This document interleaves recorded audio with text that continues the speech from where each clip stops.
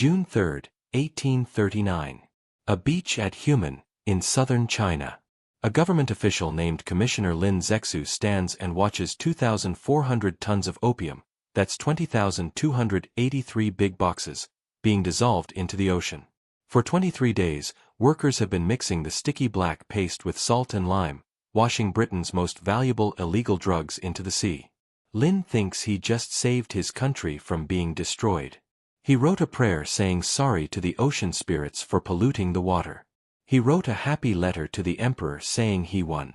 He has no idea he just started a war. Before we go further, if you're someone who wants the complete story, not just pieces, hit that subscribe button. If you know people who are tired of only learning part of the story and who want to understand how whole countries rise and fall, share this with them and drop a like and a comment. It really helps us reach others who care about real history. Because what's about to happen is almost impossible to believe. Britain will go to war twice to force China to accept drugs that make millions of people addicted. Millions will die. A great civilization will be embarrassed and hurt. And the poison will become legal. This is the full story of how greed dressed up as fair trade destroyed a nation. By 1830, the Qing dynasty ruled over 400 million people, the largest number of people under one government in all of human history. The empire had been standing for almost 200 years. Its emperors claimed they had permission from heaven to rule. Its government workers were chosen through very hard tests about moral philosophy and classic books. China called itself the Middle Kingdom, positioned at the center of civilization, with all other nations seen as less important countries seeking favor. And by many ways of measuring, this wasn't bragging. It was true. China made the world's finest silk, porcelain pottery that European craftsmen couldn't copy, and tea that had become essential to British culture. By 1830, Britain bought over 30 million pounds of Chinese tea every year. Every social class drank it. The British economy depended on it. But there was a problem that threatened the entire British money system.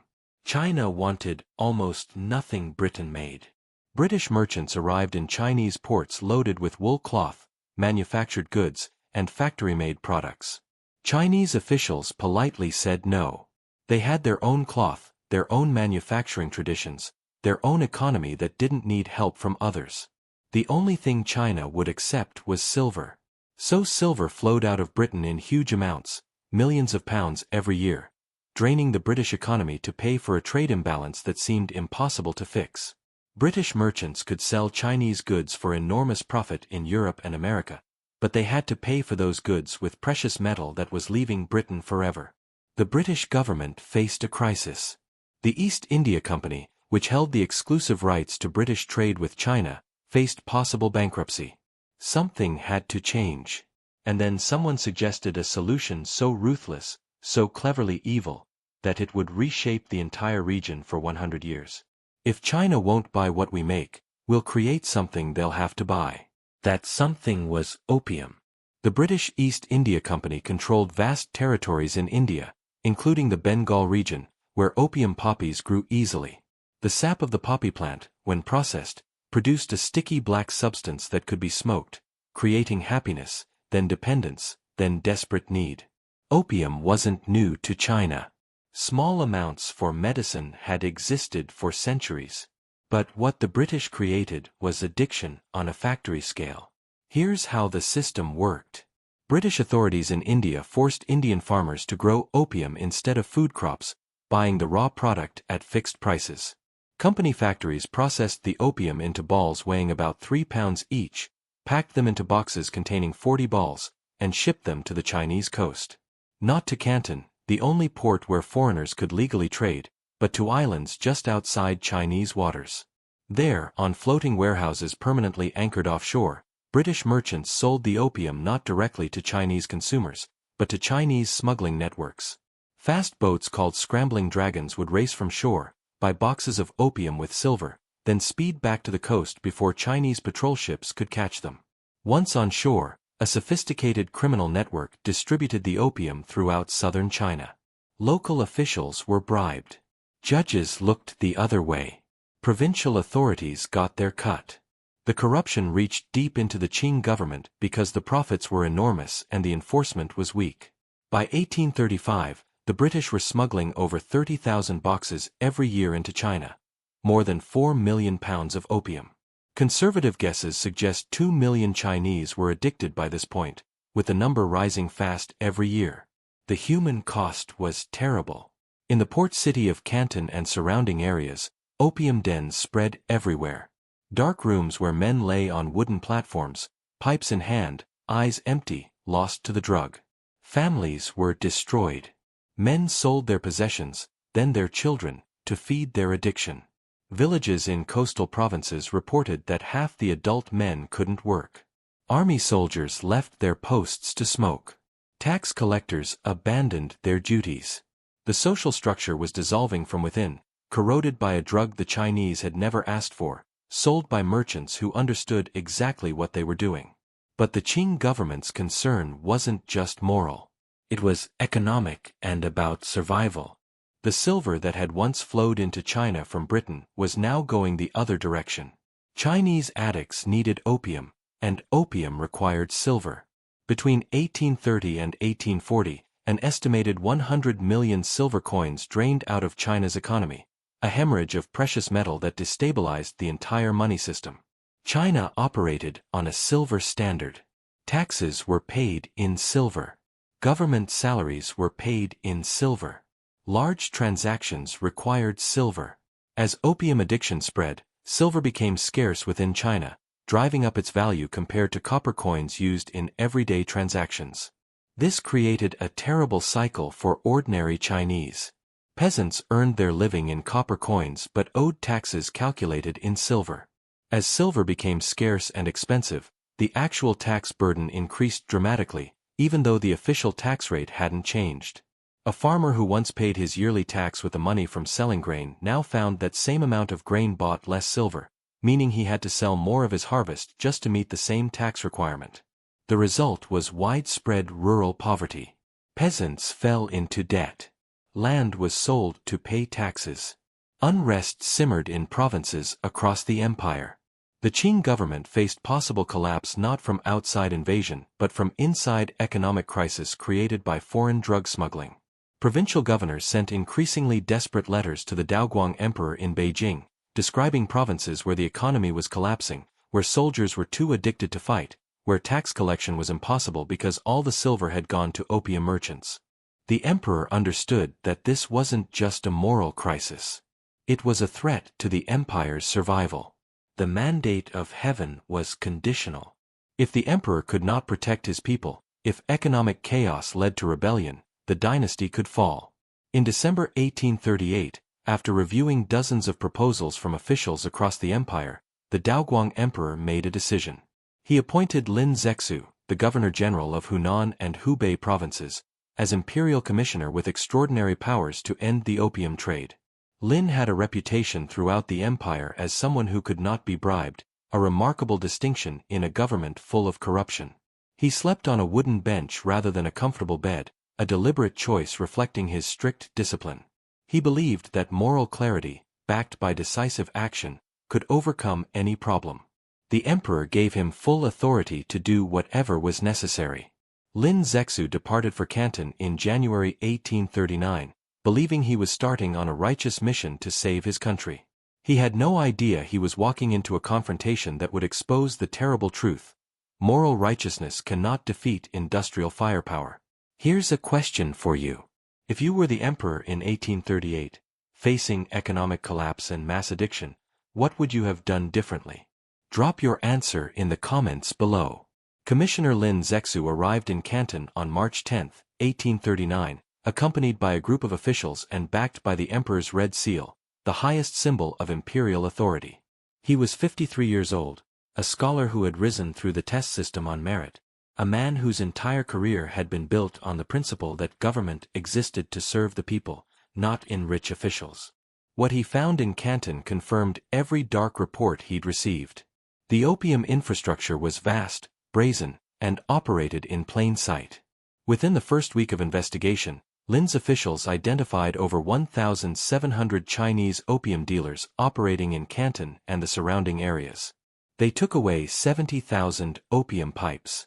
They mapped out the smuggling routes, identified the floating warehouses anchored offshore, and documented the bribery networks. Lin moved with a speed that shocked both the corrupt officials and the foreign merchants. He issued announcements throughout the city, giving opium addicts 60 days to surrender their pipes and seek treatment. Rather than punishment, he offered help, a surprisingly progressive approach for that time. He published moral writings explaining the harm of opium, urging addicts to quit for their families and their country. For dealers and traffickers, however, he showed zero mercy. Several Chinese opium dealers were arrested and publicly executed as warnings. Their heads were displayed in wooden cages at major intersections, a brutal but clear message that the era of looking away was over. Within 2 weeks, Lin had paralyzed the Chinese side of the opium network. Dealers fled the city. Smugglers abandoned their boats. Local officials who had been taking bribes suddenly discovered urgency in enforcing the law. But Lin understood that cutting off the Chinese distributors was not enough. The source of the poison was the foreign merchants, and they operated under the protection of their governments, particularly Britain. On March 18, 1839, Lin issued an ultimatum that would change history. The hostage standoff that forced Britain to start a war. Lin's order was delivered to the foreign merchants' neighborhood known as the 13 Factories, a small riverside district in Canton where foreigners were permitted to live and conduct trade. The merchants, primarily British but also American, Dutch, and others, lived in isolation from Chinese society, conducting all business through officially licensed Chinese middlemen called Hong merchants. The order was clear and firm. All foreign merchants must surrender every box of opium in their possession. They must sign agreements promising never to import opium again on penalty of death, and they must submit to Chinese law while on Chinese territory. The head of British trade in Canton, Captain Charles Elliot, chief superintendent of British trade, read the order with a mixture of shock and anger. Elliot was a career diplomat, a former naval officer, a man who believed in the supremacy of British law and the sacredness of British property rights. His response was immediate and defiant. British subjects answer only to British law. The opium is private property. Commissioner Lin has no authority over British nationals. It was a collision between two incompatible worldviews. Lin believed that Chinese sovereignty was absolute within Chinese territory, that anyone conducting business in China must submit to Chinese law. Elliot believed in extraterritoriality, that British subjects carried British law with them wherever they went, and that no foreign government could touch them. Neither side was willing to compromise. Lin's response was calculated and devastating. On March 24, 1839, Lin ordered Chinese troops to surround the foreign factories. Every exit was blocked by armed soldiers. All Chinese servants were withdrawn from foreign employment. Cooks, cleaners, translators, all ordered to leave immediately. Fresh food deliveries were prohibited. The water supply was cut.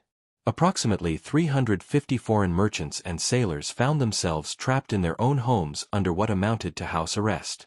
Lin sent a message to Elliot: "You have 3 days to surrender the opium. If you do not comply, the siege will continue indefinitely. Your men will remain imprisoned until every box is surrendered." For 6 weeks, the standoff continued. The foreigners rationed food. They drank wine when the water ran out. They wrote desperate letters. Some panicked, others raged. But Lin's position was firm. Not 1 ounce of opium would enter China again, and the merchants who had poisoned his people would be held accountable. Elliot faced an impossible situation. Some of the opium belonged to British merchants. Some belonged to Parsi traders operating under British protection. Some belonged to Americans. The total value was about $2 million, equivalent to hundreds of millions in today's money. But Elliot also had responsibility for British lives, and the siege was creating real danger. On May 18, 1839, Elliot made a decision that would provide the legal excuse for war. He ordered all British merchants to surrender their opium, not to Commissioner Lin directly, but to him as the official representative of the British Crown. He would then hand the opium to Lin on behalf of the British government. It was a paperwork maneuver with huge consequences. By taking possession of the opium himself before surrendering it, Elliot transformed the opium from private property into government property. This meant that when Lin destroyed it, he wasn't destroying the property of private merchants. He was destroying property of the British Crown.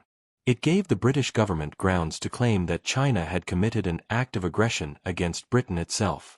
The merchants, desperate to end the siege, complied. Over the following days, they surrendered their opium to Elliot, who made detailed lists and handed everything to Commissioner Lin. The total, 20,283 boxes of opium, over 1,400 tons. Lin ordered the construction of enormous trenches on the beach at Human, also called the Bogue, the narrow channel controlling access to Canton's harbor. The trenches were 3 massive pools, each over 150 feet long and 7 feet deep, connected to the ocean by channels that would allow seawater to flush the contents out with the tide. For 23 days, beginning in early June 1839, thousands of workers worked under Lin's personal supervision.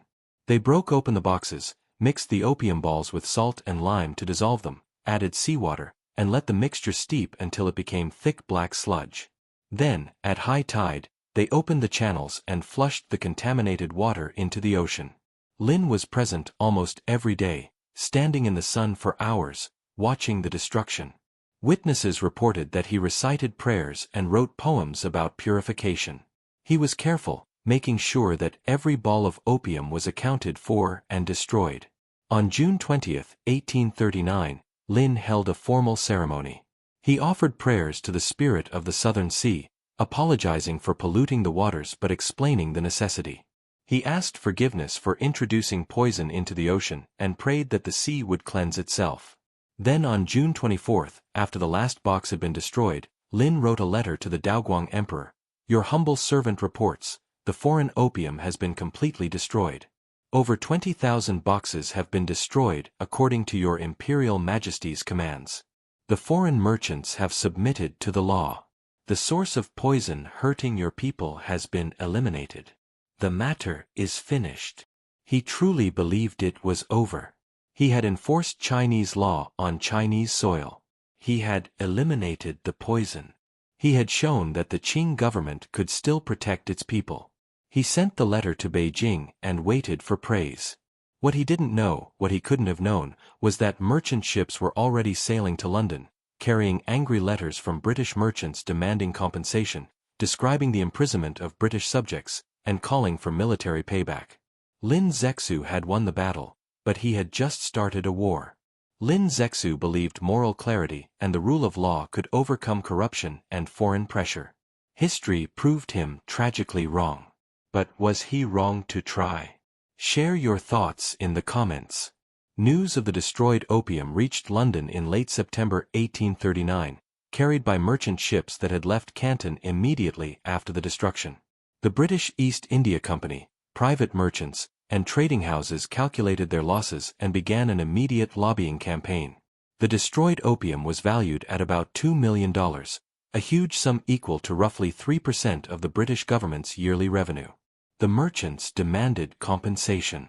They flooded Parliament with petitions. They published pamphlets describing Commissioner Lin's actions as tyranny and piracy. They framed themselves as victims of Chinese aggression. But the man who would decide Britain's response was Foreign Secretary Lord Palmerston, one of the most aggressive supporters of British imperial expansion in the 19th century. And Palmerston saw something far more valuable than compensation for destroyed opium. He saw an opportunity to force open the Chinese market entirely. For decades, British merchants had complained under what they called the Canton system. Trade was restricted to a single port. All transactions had to go through licensed Chinese monopolists who controlled prices. Foreign merchants were confined to a small district and forbidden from learning Chinese or interacting with the general population. Attempts to send diplomatic missions to Beijing had been rejected. The Qing court refused to receive foreign ambassadors as equals, insisting they perform the kowtow ritual, prostration, as tributary states. To British officials, this was unbearable. Britain saw itself as the world's top power, the leading industrial nation, an empire on which the sun never set. Being treated as beggars by what they considered a backward, stagnant Asian monarchy was humiliating.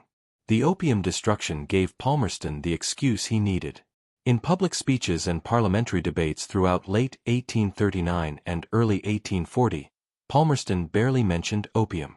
Instead, he spoke of outrages against British subjects, illegal imprisonment of British nationals, violation of property rights, and insults to the British flag. When critics pointed out that the opium trade was illegal under Chinese law, Palmerston responded with arguments about free trade and commercial liberty. When humanitarian voices noted that Britain was defending drug smuggling, they were dismissed as naive idealists who didn't understand the necessities of commerce and national interest.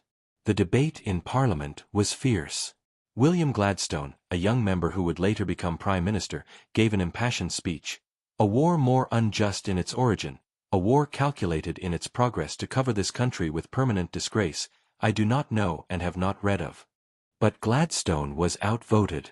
On April 9, 1840, the House of Commons authorized military action by a vote of 271 to 262, a slim majority, but enough. On February 20, 1840, even before the parliamentary vote, Palmerston had already authorized the assembly of a naval expeditionary force. The military tech that turned a war into a one-sided massacre. The force assembled for what would become known as the First Opium War was relatively small by later imperial standards, but it represented the cutting edge of British military technology. The fleet consisted of 16 warships, 4 armed steamers, 27 transport vessels, and about 4,000 troops. Command was divided between Rear Admiral George Elliot, cousin of Charles Elliot, the Canton superintendent, and Brigadier General George Burrell. The objectives were clear: force the Chinese government to pay compensation for the destroyed opium, open additional ports to British trade, establish permanent diplomatic relations on equal terms, and secure territorial concessions that would give Britain a permanent base in the region. It was colonialism disguised as a business dispute. But the most important aspect of the expeditionary force wasn't its size, it was its technology. The British were bringing weapon systems that would prove utterly overwhelming against Qing defenses. The British fleet included steam-powered gunboats, vessels that could navigate rivers and coastal waters independent of wind direction. For a naval force used to fighting sail-powered junks that depended entirely on wind, steam power was almost impossible to understand. British artillery included explosive shells, projectiles that detonated on impact or after penetrating fortifications, causing devastating blast and fragmentation damage. Qing cannons fired solid iron balls that could damage wooden ships but couldn't penetrate stone walls effectively. British warships carried Congreve rockets, crude by modern standards but terrifying to defenders who had never seen them. The rockets were inaccurate but created enormous psychological impact, streaking through the air in blazing arcs before exploding. British infantry carried percussion cap rifles and muskets, weapons that could fire in rain, had longer range than Chinese matchlocks, and could maintain higher rates of fire. Qing soldiers were equipped mostly with matchlock muskets, some still using bows and arrows, with tactics that hadn't fundamentally changed in centuries. Most critically, British commanders had experience fighting colonial wars on multiple continents. They understood combined arms operations, naval bombardment tactics, amphibious assault, and siege warfare. Qing commanders had experience fighting internal rebellions and defending static fortifications.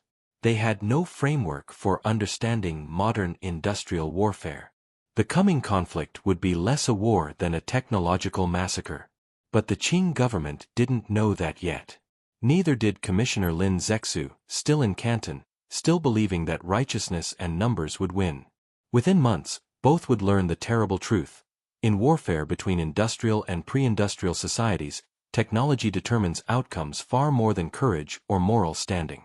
The British fleet set sail from India in June 1840, carrying weapons, tactics, and intentions that would shatter the Qing government's understanding of the world. China was about to receive a brutal education in what it meant to fall behind in the global race for military modernization. The British Expeditionary Force arrived off the coast of Canton in late June 1840. Admiral George Elliot expected to begin operations immediately at the source of the conflict.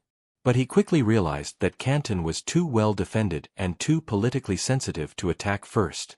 The city had extensive fortifications, thousands of troops, and any civilian casualties would create complications. So the British made a strategic decision that caught the Qing government completely off guard. They sailed north away from Canton and began a systematic campaign up the Chinese coast. On July 5, 1840, British forces landed on Zhoushan Island, a strategic position controlling access to the Yangtze River and the rich trading port of Ningbo. The island was defended by about 2,000 Qing troops manning coastal batteries and a fortress. The assault began with naval bombardment. British warships positioned themselves beyond the range of Chinese cannons and opened fire with explosive shells. The Chinese defenders watched their stone fortifications crack and crumble under sustained fire from weapons they couldn't even reach. When they did manage to return fire, their solid cannonballs splashed harmlessly into the ocean hundreds of yards short of the British vessels. After 2 hours of bombardment, British infantry landed under covering fire from the ships. They advanced in disciplined formations, firing organized volleys from rifles that outranged Chinese matchlocks by significant margins. The Qing garrison fought bravely. Some soldiers charged with swords when their muskets ran out of powder. But courage without comparable technology is just sacrifice. By nightfall, Zhoushan Island had fallen. Chinese casualties exceeded 200 killed. British casualties, fewer than 20. But the conquest of Zhoushan was merely a demonstration. The real strategic objective was further north. In early August 1840, the British fleet appeared at the mouth of the Hai River, the waterway leading directly to Tianjin, which itself was the gateway to Beijing, the imperial capital. For the first time in Qing history, foreign warships sat within striking distance of the emperor's seat of power. The psychological impact was profound. Beijing was supposed to be invincible, protected by distance and the assumption of Chinese superiority. Now foreign ships with incomprehensible weapons were 2 days' march from the Forbidden City. Panic spread through the Qing court. Officials who had dismissed the southern barbarians as insignificant now faced the reality that these barbarians possessed the technological capacity to threaten the dynasty itself. The Daoguang emperor, receiving reports of defeats he didn't understand, how could fortifications fall so quickly? How could Chinese cannons not reach enemy ships? Looked for someone to blame. He found Commissioner Lin Zexu. The imperial court needed a scapegoat, and Lin was the obvious choice. The reasoning was cruel and circular. Lin had provoked the British by destroying the opium. The British had responded with overwhelming force. Therefore, Lin's actions had caused the crisis. The fact that Lin had acted under direct imperial orders was conveniently forgotten. The fact that the opium trade had been devastating China for decades was irrelevant. What mattered was that the emperor needed to deflect blame and appear conciliatory to the British while saving face domestically. In September 1840, Commissioner Lin Zexu was stripped of all titles and ranks. The man who 3 months earlier had been celebrated for destroying the foreign poison was now denounced as reckless and incompetent. He was ordered to travel immediately to the remote western frontier, essentially exiled to the edge of the empire. Before leaving Canton, Lin wrote in his private journal, "I destroyed the opium because it was destroying China. I enforced our laws on our soil. If this is a crime, then sovereignty itself is a crime. The emperor's advisors do not understand what we face. These foreigners do not respect virtue or moral argument. They respect only power. Until China possesses equivalent power, we will continue to suffer." It was a recognition that came too late to save his career but proved prophetic for China's future. Lin departed Canton in disgrace, replaced by a new official named Qishan, who had a reputation as a skilled negotiator. The emperor's instructions were clear: find a way to make peace without appearing weak. Satisfy British demands without admitting fault. And restore stability without granting substantial concessions. It was an impossible mandate. Qishan arrived in Canton in November 1840 and immediately began negotiations with Captain Charles Elliot. Both men were under pressure from their respective governments to achieve contradictory objectives. Elliot needed concessions significant enough to justify the military expedition. Qishan needed to end the conflict without concessions so large they would humiliate the dynasty. After weeks of negotiation, They reached a preliminary agreement in January 1841 known as the Convention of Chuenpi. China would cede the island of Hong Kong to Britain. China would pay an indemnity of 6 million silver dollars. Direct official communication would be established between British and Chinese authorities. Trade would resume at Canton. Both men believed they had achieved a workable compromise. Both were immediately rejected by their governments. Lord Palmerston in London received the terms and exploded with fury. $6 million was far less than the value of destroyed opium. Hong Kong was a barren island with minimal strategic value. Palmerston wanted major treaty ports opened. The agreement said nothing about permanent diplomatic representation in Beijing or extraterritorial rights for British subjects. In a scathing letter to Eliot, Palmerston wrote, "You have obtained the cession of a barren island with hardly a house upon it. You have disobeyed orders. You have accepted terms that fall far short of what British interests demand." Eliot was recalled in disgrace. Meanwhile, the Daoguang Emperor received the convention and was equally outraged, but for opposite reasons. Ceding territory, paying indemnity, establishing equal diplomatic relations, all of this was unacceptable humiliation. Qi Shan was arrested, stripped of his property, and sentenced to death, later reduced to exile. By spring 1841, both negotiators had been punished for trying to make peace, and both governments had rejected compromise. The war resumed with increased intensity. The Bogue, properly called Human, was the narrow channel controlling access to Canton's harbor. It was defended by a series of fortifications on both sides of the channel, mounting hundreds of cannons. These were the same forts where Commissioner Lin had destroyed the opium 2 years earlier.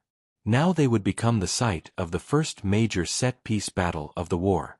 The Qing government had reinforced the Bogue forts throughout late 1840, convinced that the narrow waterway would neutralize British advantages.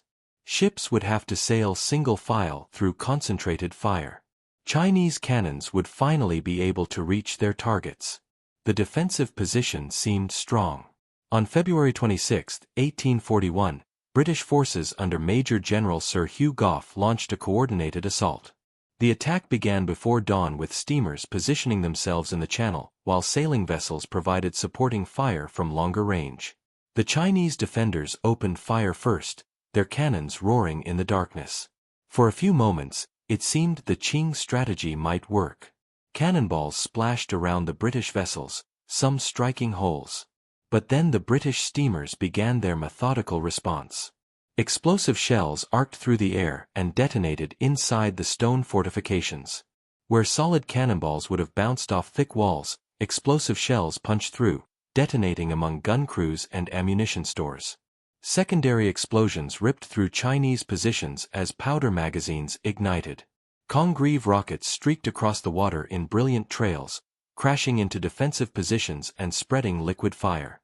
The rockets were inaccurate, but against mass fortifications, accuracy wasn't necessary.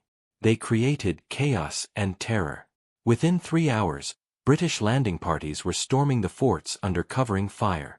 Chinese defenders fought in hand-to-hand combat in the breaches, some continuing to resist even as the fortifications burned around them. Officers committed suicide rather than surrender. Common soldiers fought until they were killed. By midday, the Bogue forts had fallen. Over 500 Chinese soldiers were dead. British casualties, fewer than 10 killed, about 30 wounded. The technological disparity was so overwhelming that traditional defensive advantages, fortification, terrain, concentrated firepower, meant almost nothing. The road to Canton was now open, and the Qing forces had learned a terrifying lesson.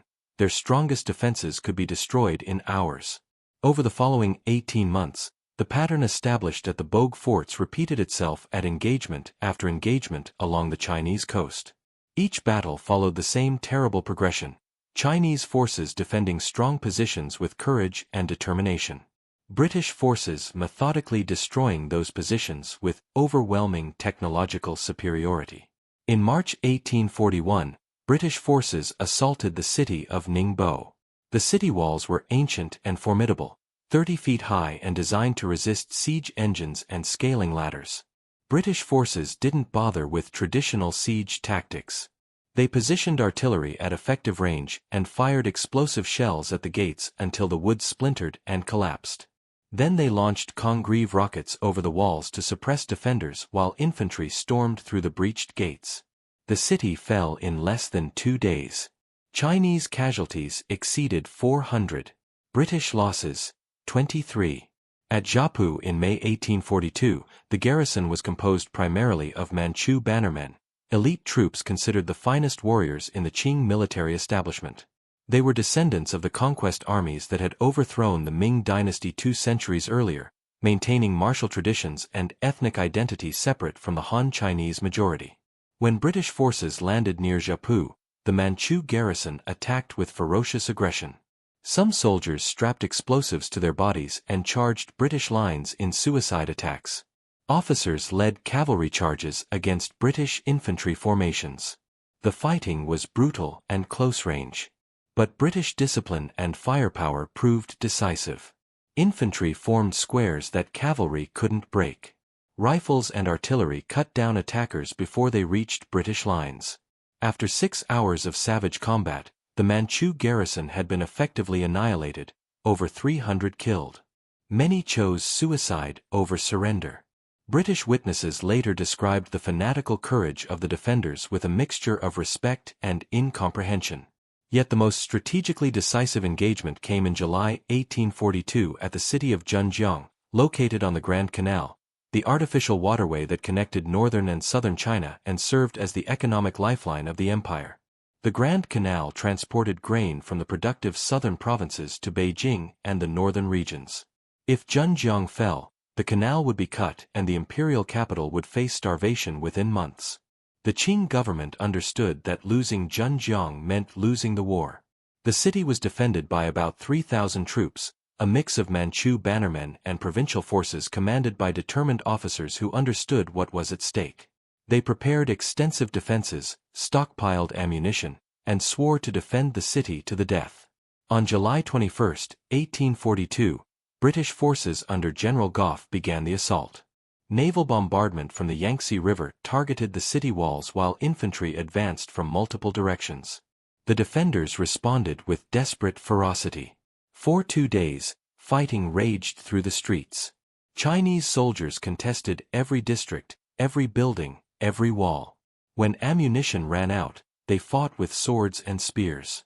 Manchu officers killed their own families rather than allow them to be captured, then committed suicide. Some soldiers set buildings on fire and died in the flames rather than surrender. British soldiers, hardened by colonial campaigns in India, Afghanistan, and Africa, later wrote that the defense of Zhenjiang was the most fanatical resistance they had ever encountered. One British officer recorded, "They fought like demons. Every house became a fortress. We found entire families dead by their own hands. The Tartar troops, Manchus, asked no quarter and gave none. I have never seen such desperate courage." But courage, however desperate, could not overcome the arithmetic of industrial warfare. British explosive shells demolished defensive positions. British rifles killed defenders before they could close to fighting range. British artillery suppressed counterattacks. By July 23, Zhenjiang had fallen. The Grand Canal was cut. The garrison had been destroyed, over 1,000 killed, including almost the entire command structure.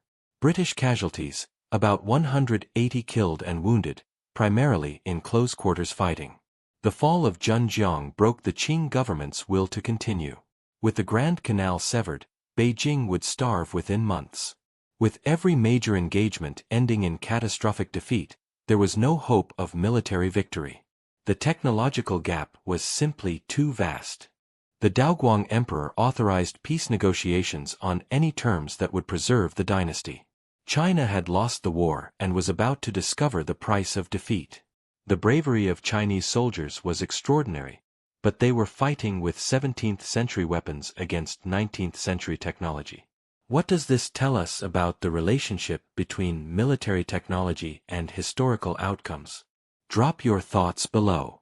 On August 29, 1842, Qing officials boarded the British warship HMS Cornwallis, anchored in the Yangtze River near Nanjing. The delegation was led by Chiang, an experienced diplomat who had been appointed after his predecessor's failure and disgrace. Chiang understood his mission was not to negotiate favorable terms.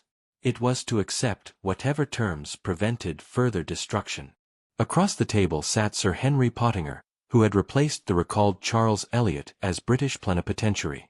Pottinger had clear instructions from London: secure terms that would force open the Chinese market and establish British dominance in the region permanently. The brutal treaty that forced a nation to legalize its own poison.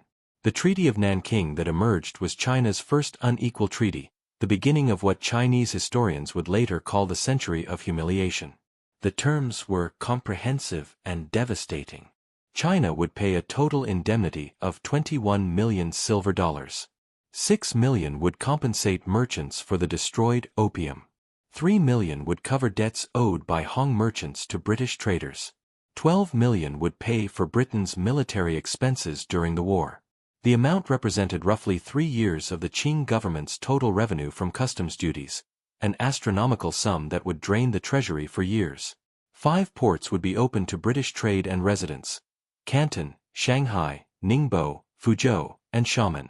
British merchants could live in these cities year-round, conduct business directly without going through Chinese middlemen, and operate under their own consular authority.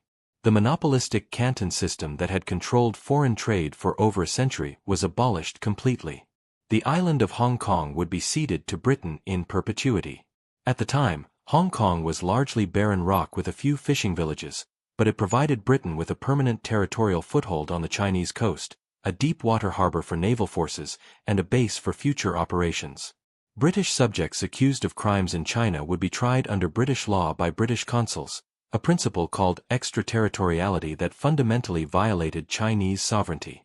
A British merchant who killed a Chinese civilian could not be prosecuted in Chinese courts. Chinese laws simply did not apply to British nationals on Chinese soil. China would establish a fair and reasonable tariff on British goods, to be negotiated between the two governments. This stripped China of unilateral control over its own customs policy, a core element of economic sovereignty. The treaty said nothing about opium. The trade was still technically illegal under Chinese law, but with 5 ports now open to British merchants who enjoyed extraterritorial protection, enforcement became functionally impossible. British ships would arrive laden with opium. British merchants would sell it under protection of British consuls, and Chinese authorities could do nothing. Chiang signed the document knowing it represented a national catastrophe.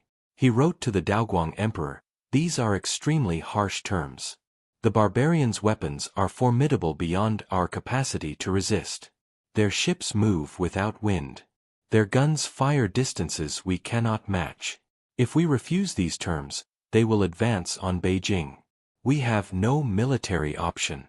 The choice is between harsh terms and complete destruction. I humbly submit that we must accept." The emperor approved the treaty because the alternative was the fall of the dynasty. On August 29, 1842, the Treaty of Nanking was signed. Chinese officials affixed the imperial seal to a document that stripped their nation of sovereignty, opened it to unrestricted foreign exploitation, and legalized by omission the continuation of the opium trade that had started the conflict. British officials celebrated with champagne on the deck of HMS Cornwallis. They had achieved every objective: compensation, open ports, territorial acquisition, and legal protections that would allow British merchants to operate in China with impunity. For Britain, it was a triumph of gunboat diplomacy, the successful use of military force to open a reluctant market. For China, it was the beginning of a century of subordination to foreign powers.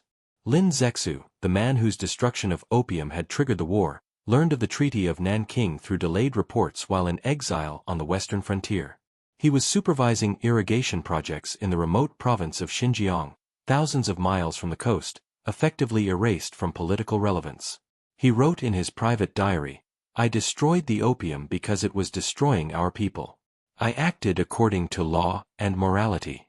I believed that righteousness would prevail. I was not wrong in principle, only in understanding." The British did not care about right or wrong. They cared about profit and power. We built our civilization on harmony, scholarship, and moral order. They built theirs on industry, weapons, and ruthless expansion. When these two worlds collided, philosophy could not stop cannon fire. Lin spent his remaining years translating Western texts on geography, military technology, and international relations. He compiled a work called Four Continents that provided Chinese readers with accurate information about foreign nations, information that the Qing court had long ignored or dismissed. Before his death in 1850, he wrote a final letter to colleagues in the government. Know the enemy. Learn their methods. Study their strengths without shame. Only when we understand what they possess can we acquire equivalent capabilities. Only when we match their power can we defend our sovereignty. Moral superiority without material strength is just weakness with a noble name. His warnings went largely unheeded. Conservative officials in the Qing court continued to believe that China's cultural superiority would eventually reassert itself, that the foreign crisis was temporary, that traditional methods would suffice. They were wrong, and China would pay an enormous price for that error. The Treaty of Nanking opened the floodgates. Within months, other Western powers demanded equivalent treatment. The United States negotiated the Treaty of Huangxia in 1844, securing the same trading rights and extraterritorial protections. France followed with the Treaty of Whampoa, adding explicit protections for Catholic missionaries. The principle of most favored nation meant that any concession granted to one foreign power automatically applied to all. China had lost control of its foreign relations entirely. Opium imports, rather than decreasing, exploded. Freed from meaningful enforcement, British and American merchants shipped increasing quantities into the 5 treaty ports. By 1850, imports had reached 60,000 boxes annually, double the pre-war levels. The addiction epidemic that Lin Zexu had tried to stop now spread unchecked. The social and economic damage was catastrophic. Silver continued hemorrhaging from China's economy. Tax collection became increasingly difficult as currency chaos spread. Rural poverty intensified. Government revenues declined. And then in 1850, the accumulated pressures exploded into the most devastating civil war of the 19th century. The Taiping Rebellion erupted in southern China, led by Hong Xiuquan, a failed civil service candidate who claimed to be the younger brother of Jesus Christ, sent to establish a heavenly kingdom on earth. His movement attracted millions of followers, desperate peasants bankrupted by opium and taxes, demobilized soldiers, unemployed laborers, and displaced farmers. The rebellion was fueled partly by religious fervor, but also by rage at Qing weakness and corruption, by economic desperation caused by the opium crisis, and by the dynasty's inability to protect China from foreign exploitation. Over the next 14 years, the Taiping Rebellion would kill an estimated 20 to 30 million people, making it one of the deadliest conflicts in human history. Entire provinces were devastated. Cities were besieged for years. The Qing government came within months of complete collapse. The empire was being destroyed from within and without simultaneously, weakened by foreign exploitation, drained by opium, bankrupted by indemnities, and now torn apart by massive internal rebellion. And the foreign powers who had forced open China's markets watched with satisfaction as opium profits soared and Chinese sovereignty crumbled. For 14 years after the Treaty of Nanking, this uneasy and destructive equilibrium persisted. British merchants grew wealthy. Chinese addicts multiplied. The Qing government struggled to survive both internal rebellion and external pressure. Then in 1856, the British decided they wanted more. A minor incident involving a smuggling vessel would provide the pretext for a second war, one even more brutal and humiliating than the first. October 8, 1856.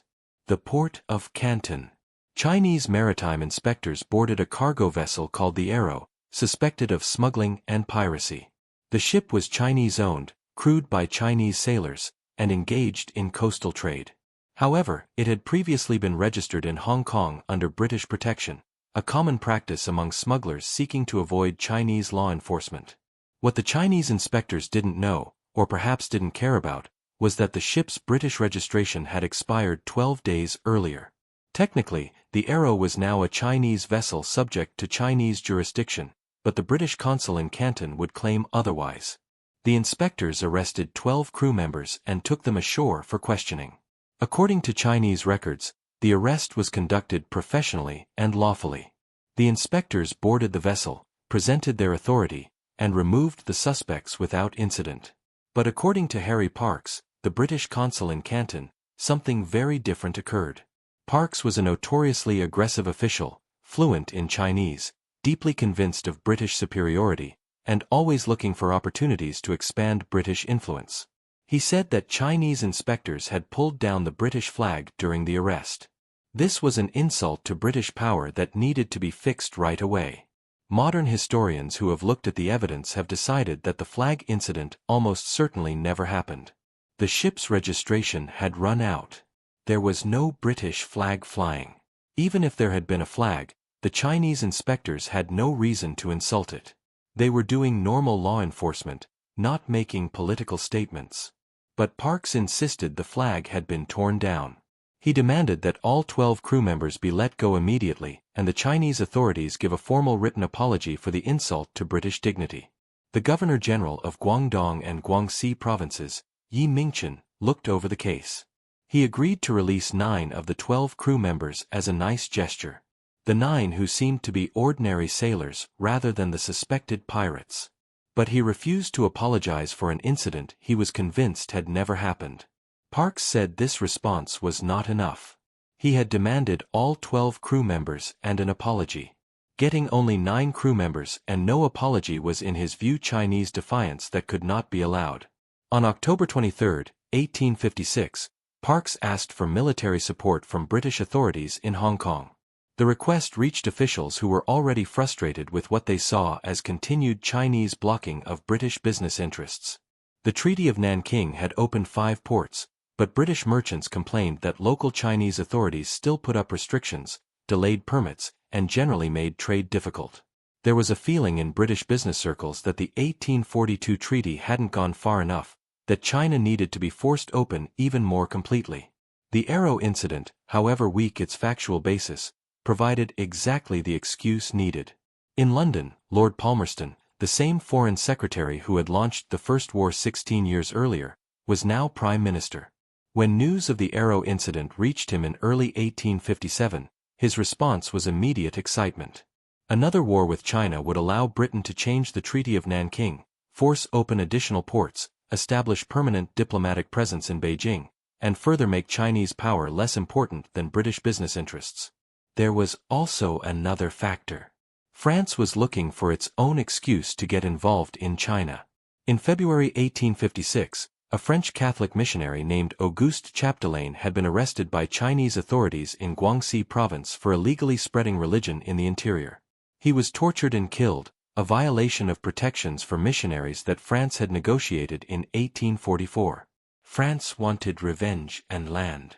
Britain wanted expanded trade access.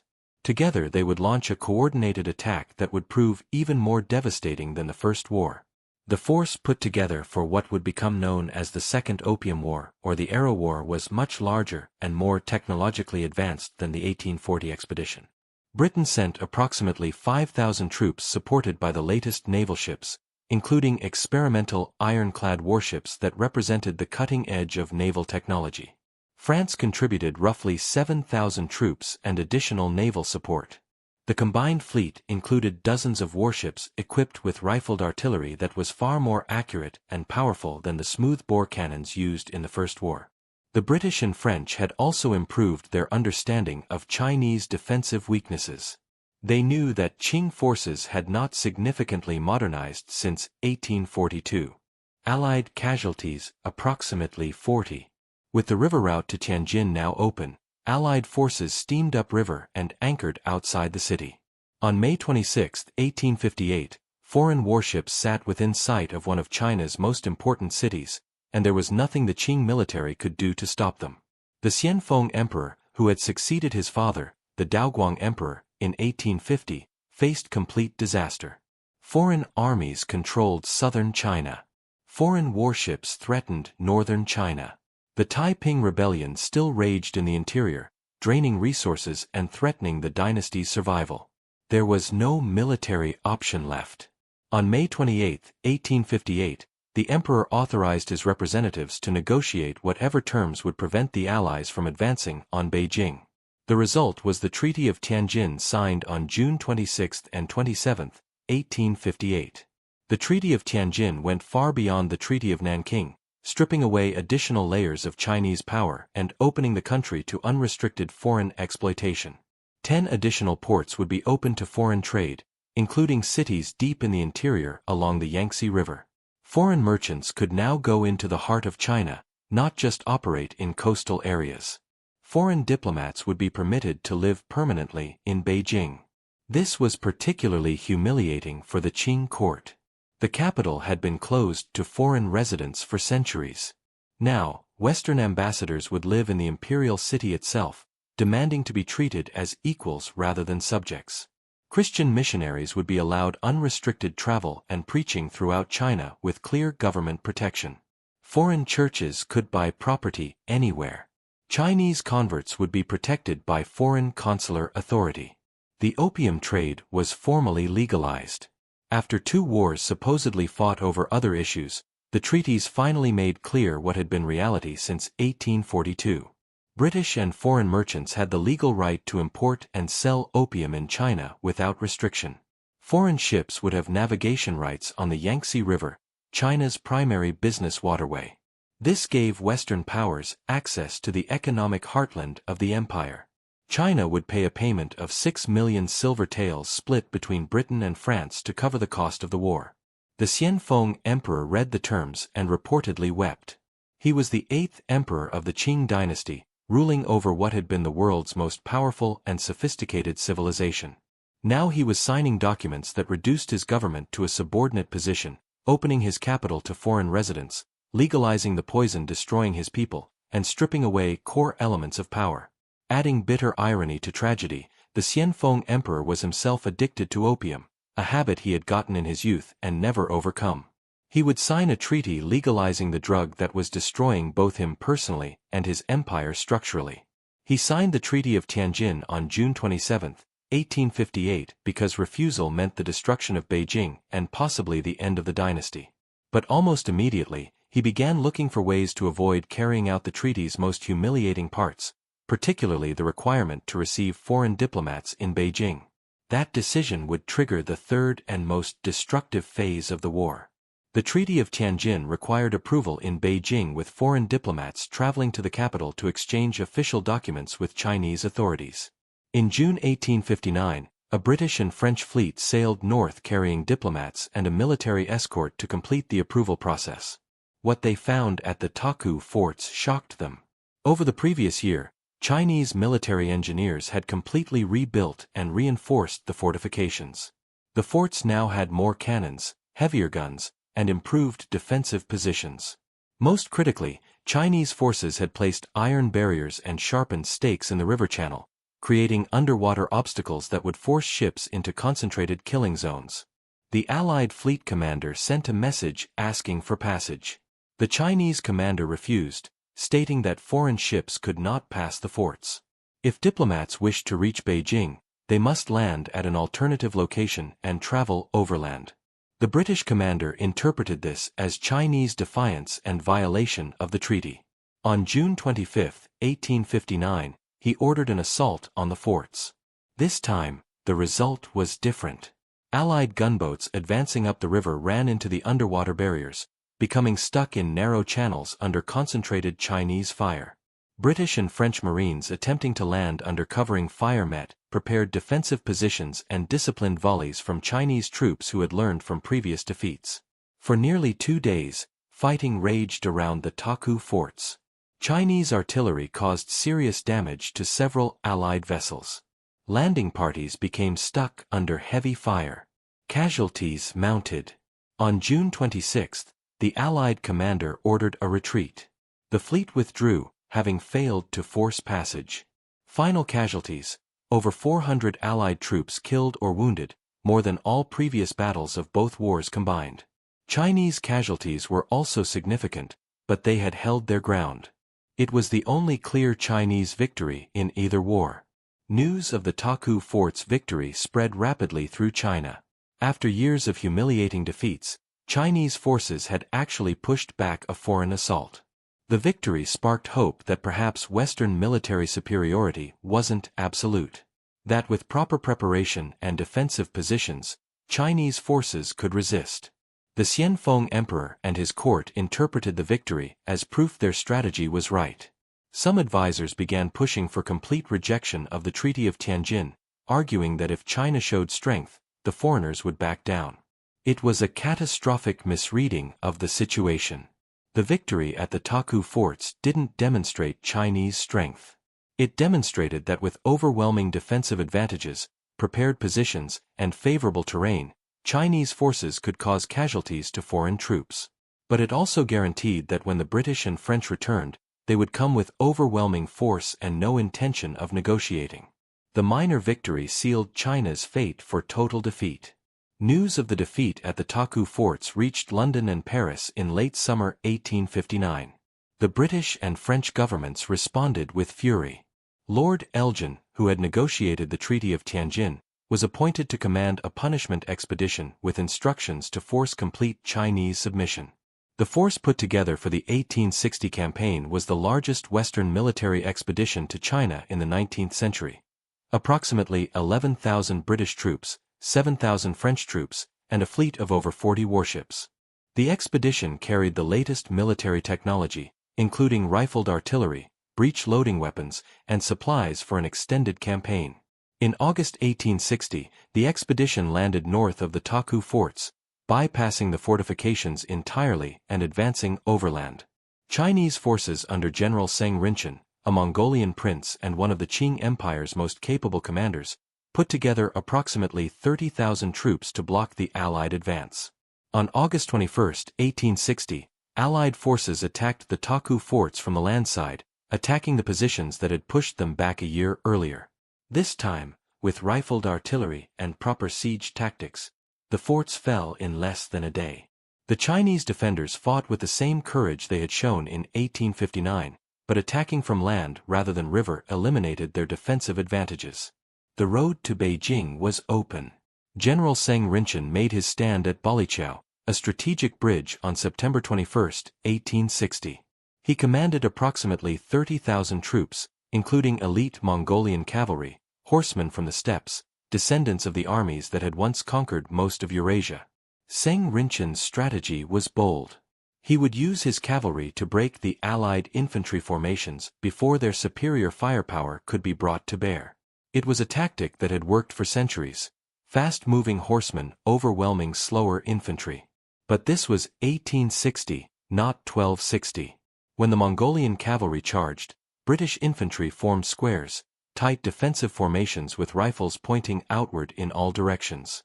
As the cavalry approached at full gallop, British soldiers fired organized volleys using mini-rifles, weapons accurate to 500 yards, far beyond the range where cavalry could effectively respond. Horses and riders fell in waves. Some cavalry units reached the British lines only to be met with bayonets and point-blank rifle fire. French artillery fired grapeshot, clusters of iron balls that spread like enormous shotgun blasts, cutting down multiple attackers with each round. Within 3 hours, the Battle of Balichao was over. General Seng Rinchen's army had been shattered. Chinese casualties exceeded 1,200 killed. Allied casualties fewer than 100. It was medieval warfare meeting industrial warfare, and the outcome was never in doubt. On September 22, 1860, the Xianfeng Emperor fled Beijing, traveling north to the mountain retreat of Rihe with his court. He left his brother, Prince Gong, in the capital with instructions to negotiate surrender on any terms that would preserve the dynasty. Beijing was defenseless. Foreign armies were days away from entering the Forbidden City, the sacred heart of Chinese imperial power that no foreigner had entered in centuries. And what happened next would become one of the most notorious acts of cultural destruction in modern history. Courage, honor, and determination. None of it mattered against industrial warfare. Does that change how you think about military history and why empires rise and fall? Share your thoughts below. On October 6, 1860, British and French troops advancing on Beijing discovered a complex of buildings northwest of the capital that would become the site of one of history's most notorious acts of cultural destruction. The Yuanminjuan, known in English as the Old Summer Palace, was not a single building, but an enormous estate covering over 800 acres. It had been under construction and expansion for 150 years, with each Qing emperor adding new sections, new gardens, new architectural masterpieces. The complex contained over 200 major structures. Palaces with roofs of glazed yellow tiles reserved for imperial use. Temples filled with religious artworks spanning centuries. Libraries containing irreplaceable manuscripts and historical documents. Pavilions housing collections of jade, porcelain, silk, and gold gathered over dynasties. European Jesuit architects had been hired to design sections in Western style, creating a unique blend of Chinese and European design. Gardens featured artificial lakes, streams built to produce specific sounds as water flowed over carefully placed stones, and rockeries that had taken decades to construct. The palace complex was considered one of the great architectural achievements of human civilization. A place where art, nature, and engineering came together into something approaching perfection. British and French soldiers entering the grounds on October 6 found it virtually undefended. The Xianfeng emperor had taken most of his guards when he fled to Rihe. A few elderly eunuchs remained as caretakers. They could do nothing as thousands of foreign troops poured through the gates. What happened over the next several days shocked even the soldiers who participated. The looting of the Summer Palace was systematic, chaotic, and complete. Officers and common soldiers alike abandoned military discipline and fell into a frenzy of theft that would last for days. French troops arrived first and immediately began emptying the buildings. Gold artifacts were stuffed into packs. Jade carvings that had taken master craftsmen years to produce were grabbed by men who had no idea of their value or importance. Silk robes embroidered with imperial dragons, garments that only the emperor was permitted to wear, were torn from storage and divided as souvenirs. Imperial throne rooms were stripped of their furniture. Ceremonial vessels used in state rituals for centuries were melted down for their gold content. Libraries containing first editions of classical texts, calligraphy by famous masters, and historical documents dating back centuries were ransacked. Some items taken as curiosities, others simply scattered and trampled. British troops, arriving hours later, found French soldiers already loaded with loot and demanded their share. Officers organized auctions on the palace grounds, selling stolen items to each other for cash. A British colonel bought a complete set of imperial jade for a few pounds. A French captain got a throne for the price of a good meal in Paris. Captain Charles Gordon, a British officer who would later achieve fame and die at Khartoum during the Mahdist rebellion, wrote in his letters, "You can scarcely understand the beauty and magnificence of the palaces we burnt. It made one's heart soar. In fact, these palaces were so large and we so pressed for time that we could not plunder them carefully. Quantities of gold ornaments were burnt, thought to be brass." Another British officer recorded, "The men were wild with excitement. I saw soldiers tearing down silk hangings, smashing porcelain that was worth thousands, fighting over gold ornaments. There was no order, no discipline. It was pillage in its purest form." A French officer wrote with barely hidden shame, "We are behaving like barbarians. We mock the Chinese for being uncivilized. Yet here we are destroying what took them generations to build, stealing what they created with patience and skill we do not possess." For 3 days, the looting continued. Wagons were loaded with treasures and sent back to the Allied camp. Soldiers staggered under loads of silk, gold, and jade. What couldn't be carried was often destroyed out of frustration or simple vandalism. Porcelain smashed, paintings torn, furniture broken apart. By October 9, the Summer Palace had been thoroughly ransacked. Rooms that had contained centuries of accumulated culture now stood empty or littered with debris. And then Lord Elgin made a decision that transformed theft into annihilation. Lord Elgin, the British High Commissioner commanding the expedition, was faced with a diplomatic problem. During the Allied advance on Beijing, Chinese forces had captured a group of British and French envoys who had gone to negotiate under a flag of truce. The envoys were imprisoned, tortured, and several were killed, a clear violation of the laws of war and a shocking breach of diplomatic immunity. When the survivors were released in mid-October, they showed signs of brutal treatment. Several British prisoners had died in captivity. The bodies, when returned, showed evidence of torture. Elgin demanded punishment. But whom should he punish? The Xianfeng emperor had fled. Chinese officials in Beijing claimed they had no authority over military decisions. Prince Gong, left to negotiate, insisted he had no responsibility for actions taken by field commanders.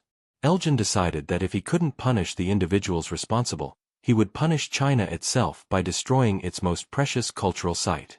On October 18, 1860, he gave the order, "Burn the Summer Palace to the ground." French commanders protested. Baron Gros argued that the palace had already been looted and that burning it served no military purpose. It was pure vandalism disguised as retaliation. French troops were ordered not to participate in the destruction, but British troops received clear orders: total destruction. On October 18 and 19, 1860, British soldiers systematically set fire to every building in the Yuanminjuan complex. They started with the wooden structures, piling furniture and silken rooms and setting them on fire. The flames spread quickly through the connected buildings. Pavilions that had stood for over a century became infernos within minutes.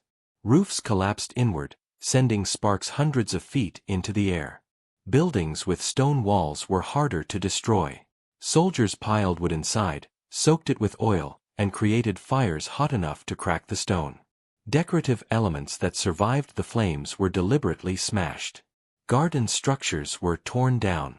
Even the engineered waterways were damaged where possible. For 2 full days, the Summer Palace burned. Smoke visible from Beijing rose in enormous columns. Residents of the capital who had never been permitted to visit the palace, it was reserved for imperial use only, watched their cultural heritage disappear in flames. A British chaplain attached to the forces wrote, "From the hills, we could see the palace burning in every direction. The sky was black with smoke. We have destroyed in 2 days what took 150 years to build. I do not know if this is war or sacrilege. Perhaps in moments like this, there is no difference." A French soldier recorded, "The British are burning everything. The destruction is total. It is like watching the sack of Rome or the burning of the Library of Alexandria. Centuries of art and history are being erased because we have the power to do it." When the fires finally died down, over 200 buildings had been completely destroyed. Artifacts that had survived for centuries were reduced to ash. Libraries containing irreplaceable texts were gone. Architectural masterpieces that had inspired poets and painters for generations existed only in memory and written descriptions. The destruction was so complete that modern archaeologists still struggle to fully understand what the Summer Palace looked like at its height. Much of what we know comes from letters written by the men who destroyed it. Elgin justified the act in official letters to London. The punishment was intended to be impressive and to mark in an unmistakable manner British resentment at the treacherous violation of the sacred character of envoys and flags of truce. But the message China received was simpler and more brutal. Resist us and we will erase your civilization. Submit or watch everything you value burn. It was terrorism dressed as military justice, the deliberate destruction of cultural heritage to break a nation's will. And it worked. Prince Gong, witnessing the destruction from Beijing and understanding that the Forbidden City itself could be next, agreed to sign whatever treaty the British and French demanded. The burning of the Summer Palace broke the final piece of Chinese resistance. What remained was only surrender.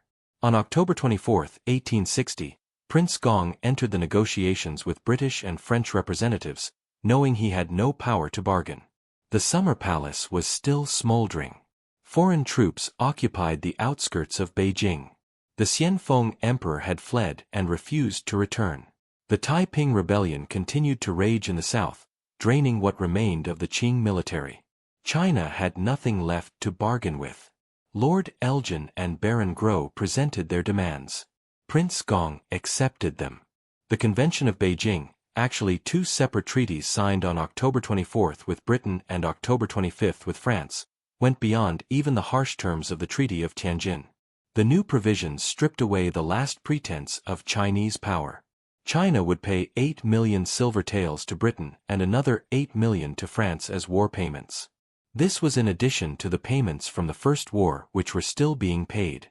The Qing treasury, already depleted by decades of internal rebellion and opium-driven silver drain, would be bankrupted for years. The Kowloon Peninsula, directly across from Hong Kong Island, would be given to Britain forever. This expanded British land control and gave them complete command of one of Asia's finest natural harbors. What had been Chinese territory for thousands of years would now be British colonial property with no possibility of return. Tianjin would be opened as an additional treaty port, giving foreigners direct access to the northern region and allowing foreign merchants to operate within easy reach of Beijing itself. Foreign diplomats would have the right to live permanently in Beijing with full extraterritorial privileges. Western ambassadors would live in the imperial capital, protected by foreign law, immune from Chinese authority, and entitled to meet the emperor as equals rather than tribute-bearers. For a court that had viewed all foreigners as barbarians seeking favor from the civilized center, this was deep humiliation. Christian missionaries would have unlimited freedom to travel anywhere in China, buy property in any province, and preach without restriction. Chinese converts to Christianity would be protected by foreign consular authority, creating parallel legal systems that undermined Qing control over its own population. The opium trade would be completely legalized. The treaties used the phrase, medicinal drugs, but everyone understood what this meant. British merchants now had clear legal protection to import and sell opium anywhere in China without any possibility of Chinese government interference. The substance that had triggered both wars would now flow freely under treaty protection. Chinese laborers could be recruited for work abroad, a provision that led to the coolie trade, where Chinese workers were shipped to plantations, mines, and construction projects throughout the British Empire under conditions that often resembled slavery. Additional ports along the Yangtze River and the coast would be opened, giving foreign merchants access to China's interior markets with no meaningful restrictions. Prince Gong read through the terms, knowing that each provision represented another piece of power surrendered, another acknowledgement that China no longer controlled its own territory, economy, or legal system. The Qing dynasty still existed. The emperor still sat on the throne, but China was now functionally a semi-colonial state carved into areas of foreign influence. Its government reduced to managing its own subordination. The alternative to signing was the complete destruction of Beijing and possibly the end of the dynasty. Foreign troops were positioned to assault the Forbidden City. If they entered the imperial palace itself, the sacred center of Chinese authority for centuries, the mandate of heaven would be permanently shattered. Prince Gong signed both treaties on behalf of the Xianfeng Emperor. The British and French representatives signed with satisfaction. They had achieved everything: land gains, massive payments, unrestricted trade access, diplomatic presence in the capital, and complete legalization of the opium trade that had started the entire conflict. Witnesses at the signing ceremony reported that Prince Gong's hands shook as he placed the imperial seal on the documents. Some accounts claim he wept openly, though official Chinese records do not mention this detail. Imperial dignity required maintaining composure even in moments of national catastrophe. After the signing, Prince Gong sent a message to his brother, the Xianfeng Emperor in Rihe, explaining what he had been forced to accept. "Your humble servant has signed the treaties with the British and French barbarians. The terms are extraordinarily harsh. We have surrendered territory, agreed to massive payments, and granted the foreigners privileges that violate every principle of our power. But the alternative was the destruction of the capital and the extinction of our dynasty. I have chosen humiliation over annihilation. History will judge whether this was wisdom or cowardice." The Xianfeng Emperor received the message in his mountain retreat. He was 30 years old, already in failing health, dependent on opium and alcohol to manage the stress of watching his empire collapse around him. He had inherited a throne that ruled 400 million people and commanded respect across Asia. He was now the figurehead of a subordinated state, unable to protect his people from foreign exploitation, unable to stop the poison flowing into his country, unable even to return to his own capital without permission from foreign powers. He never returned to Beijing. He remained in Rihe, growing progressively weaker. His opium addiction deepening even as he signed treaties legalizing the trade. On August 22, 1861, less than a year after the Convention of Beijing, the Xianfeng Emperor died at age 30. Official records said his death was from illness. Unofficial accounts spoke of a man destroyed by stress, addiction, and the unbearable weight of presiding over national humiliation. Some historians believe he died of what might be called a broken heart. The psychological collapse that comes from watching everything you were supposed to protect crumble beyond your ability to save it. His 6-year-old son became the Tongji Emperor, with Prince Gong serving as regent. The child would grow up in a China where foreign powers dictated terms, where opium flowed legally, where power was a fiction maintained only because the foreign powers found a subordinated Qing government more useful than direct colonial administration. The most profound tragedy of the Convention of Beijing was not the land losses or the payments. It was the complete legalization of the opium trade. For 2 decades, China had fought against opium. Commissioner Lin Zexu had destroyed it. 2 wars had been fought over it. Millions of Chinese had become addicted to it. The Qing government had resisted it at every diplomatic opportunity.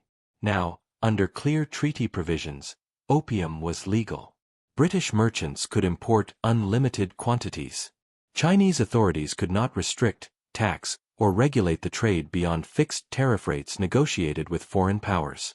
Any attempt to interfere with opium sales would be considered a treaty violation justifying foreign military intervention. The result was catastrophic. Opium imports, which had already been substantial, now exploded. By 1870, imports exceeded 87,000 chests annually, nearly triple the pre-war levels. By 1880, conservative estimates suggested that 10 to 12 million Chinese were addicted, roughly 1 in every 30 people in the entire country. Entire provinces saw their economies collapse as addiction spread. Villages where half the adult male population lay in opium dens couldn't plant or harvest crops effectively. Tax collection became nearly impossible as silver continued flowing out of China to pay for the drug. Families sold their land, their possessions, and eventually their children to feed addictions they couldn't break. The Qing government, stripped of tariff control and legal authority over foreign merchants, was completely powerless to stop it. Chinese officials could watch their country being poisoned but couldn't act without violating treaties that foreign gunboats would enforce.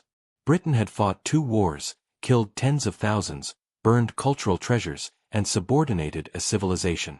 All to secure the legal right to addict millions of people to opium for profit. They called it free trade. They called it opening a backward nation to commerce. They called it progress and civilization. China called it the century of humiliation. Both were telling the truth. And in the treaty ports, in the foreign concessions, in the smoke-filled dens spreading across the provinces, the poison flowed legally, profitably, and endlessly. The wars were over. The treaties were signed. China had been defeated, humiliated, and forced to legalize its own destruction. What remained was living with the consequences. The legalization of opium in 1860 transformed an already serious crisis into a national catastrophe that would span generations.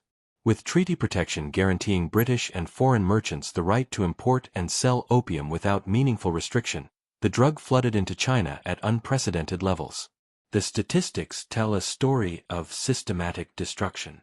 In 1860, approximately 58,000 chests of opium entered China annually. By 1870, that number had climbed to 87,000 chests. By 1880, imports exceeded 105,000 chests per year. Each chest containing roughly 140 pounds of refined opium. The sheer volume represented millions of pounds of addictive substance being introduced into Chinese society every single year. The human cost was staggering. Conservative estimates suggest that by 1880, between 10 and 12 million Chinese were addicted to opium, roughly 3% of the entire population. But the impact went far beyond the addicts themselves. Each addicted person represented a family impoverished, children abandoned, productive labor lost, and social bonds destroyed. In the provinces most affected by the opium trade, entire communities stopped functioning normally.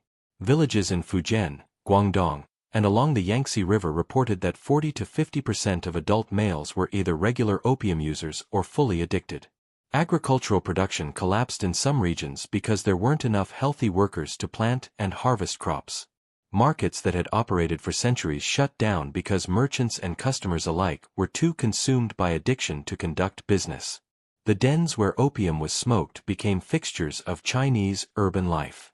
They ranged from high-end establishments where wealthy addicts could recline on silk cushions to terrible rooms where the poor lay on wooden boards passing pipes among strangers. Men from all social classes could be found there. Former scholars, dismissed officials, unemployed laborers, soldiers who had left their units. The drug didn't discriminate. Families were destroyed in predictable patterns.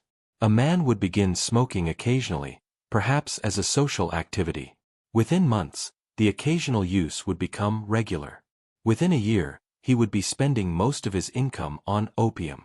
Then he would begin selling possessions, furniture, clothes, tools, anything of value. Then land would be sold. Finally, in the most desperate cases, children would be sold to pay for the drug.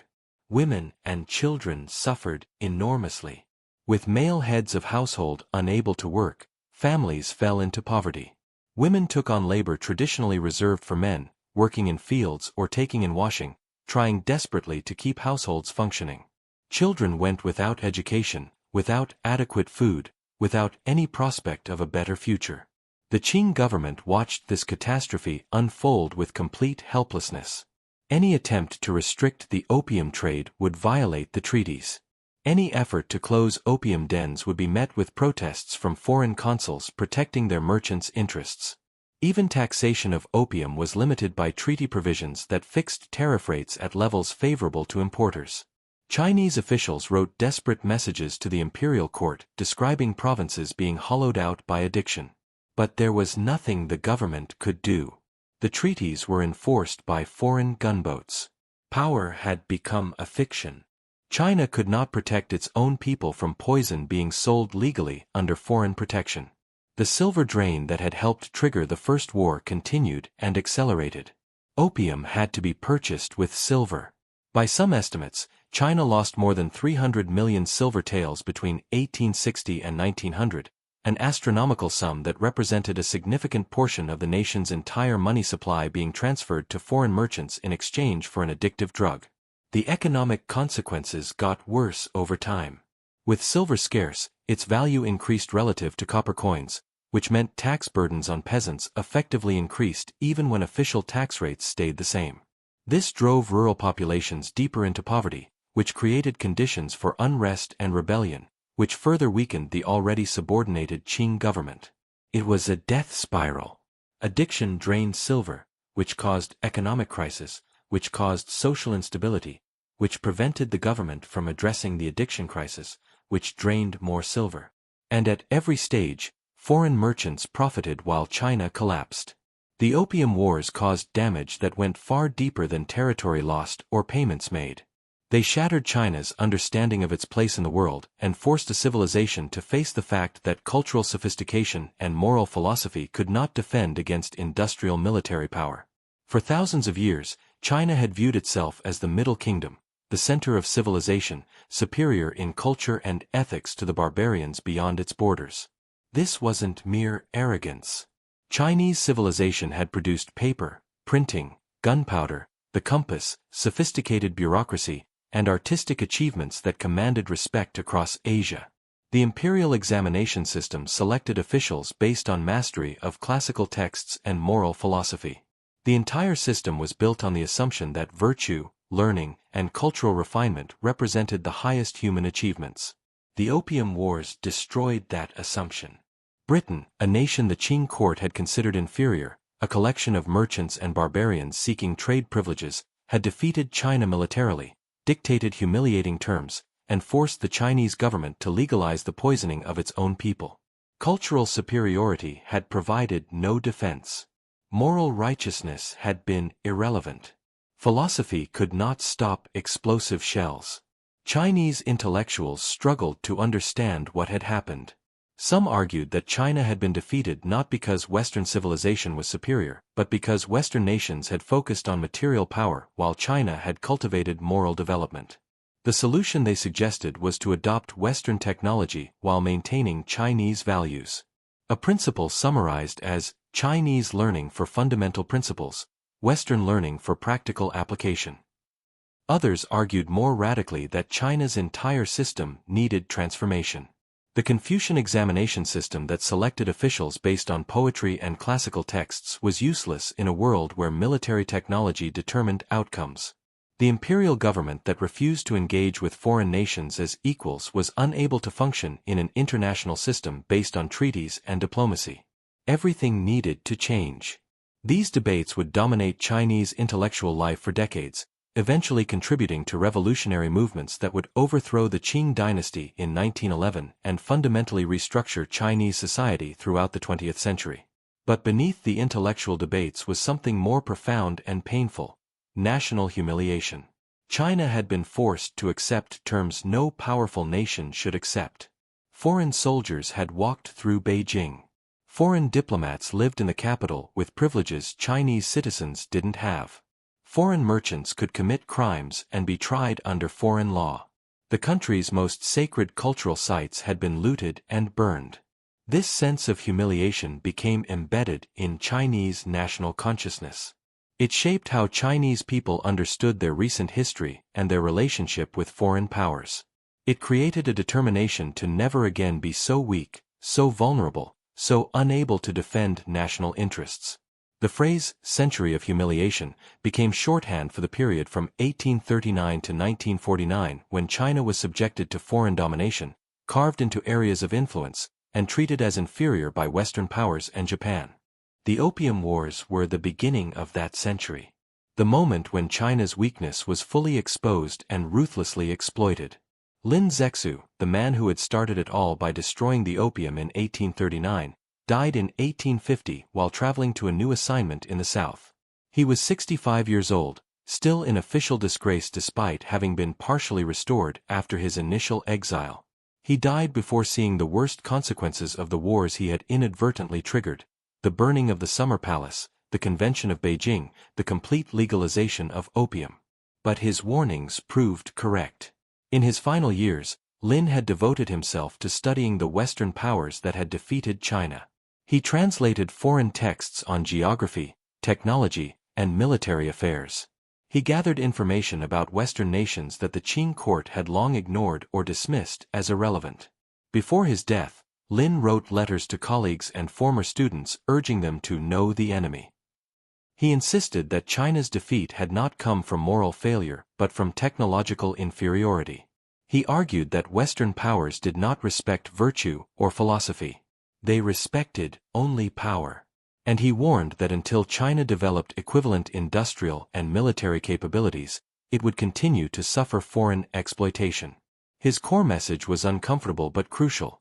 Cultural pride without material strength is just vulnerability dressed in elegant clothes. China could have the finest poetry, the most sophisticated philosophy, the most refined art, but none of that would protect against nations with modern weapons, industrial economies, and the will to use force in pursuit of their interests. In the decades after his death, Lin's reputation was gradually restored.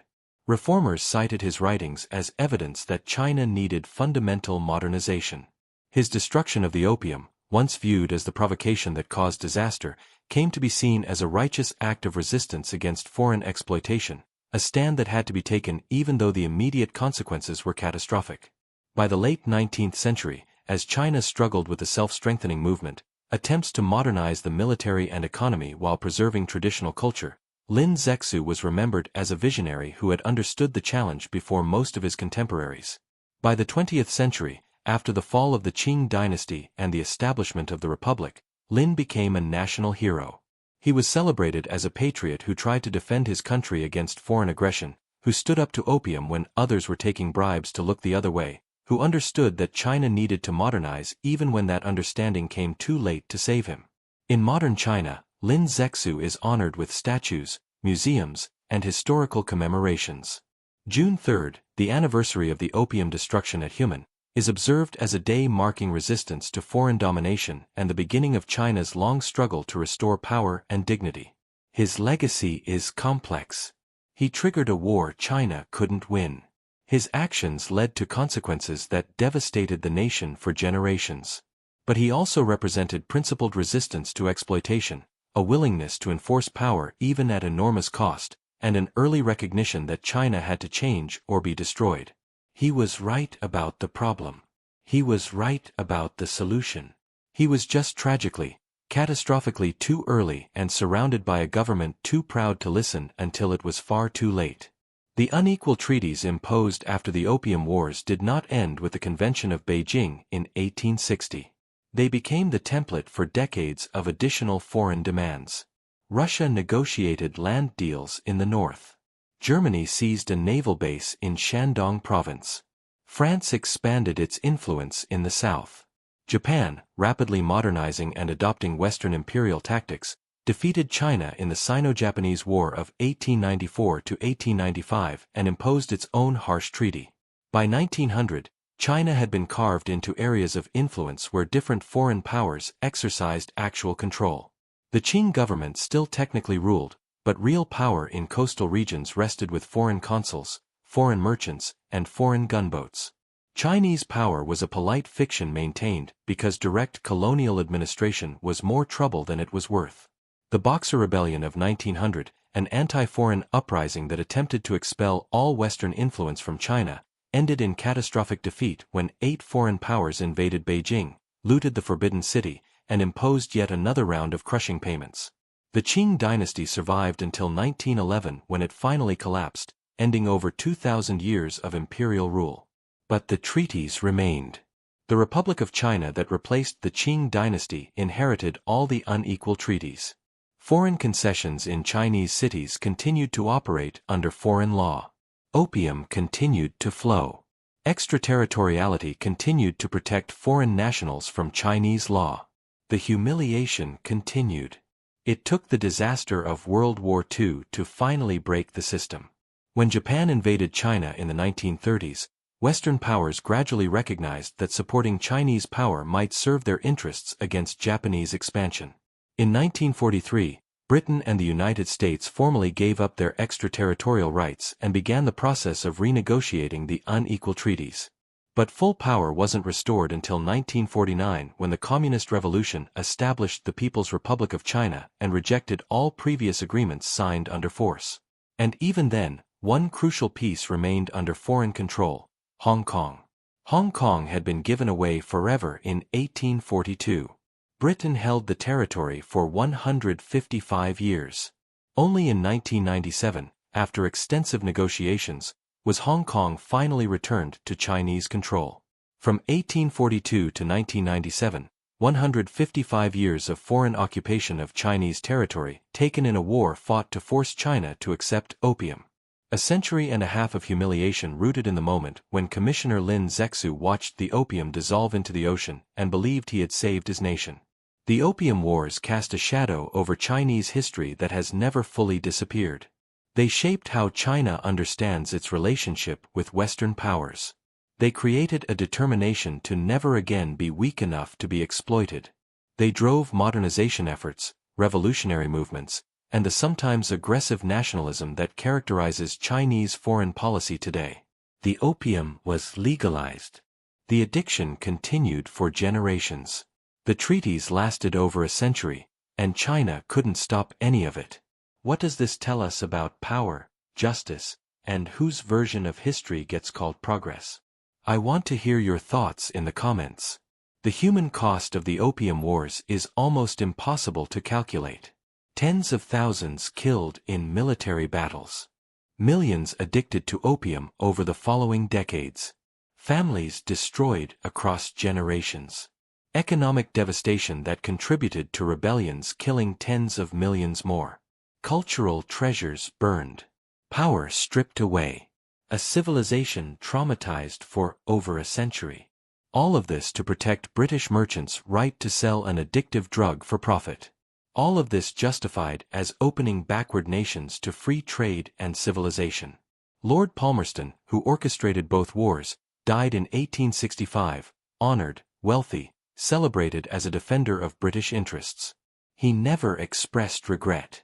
Lin Zexu died in 1850, disgraced, exiled. His mission apparently failed. History eventually proved him right, but the vindication came far too late to prevent the catastrophe his actions had inadvertently triggered. Britain called it free trade and progress. China called it the century of humiliation. Both were telling the truth. The poison, legalized and profitable, continued to flow for generations. One question remains, echoing through the ruins of the Summer Palace and the smoke-filled opium dens and the unequal treaties that subordinated a civilization. What gives one nation the right to destroy another for profit and call it civilization? The answer we give to that question says everything about how we understand power, morality, and the true lessons of history. If this story changed how you see history and the forces that shaped our modern world, hit that subscribe button. We're covering the complete story of how nations rise, fall, and fight for survival. Share this with someone who needs to understand how greed can reshape entire civilizations. And drop a comment below. What's the one thing from this story that will stay with you? Thanks for watching.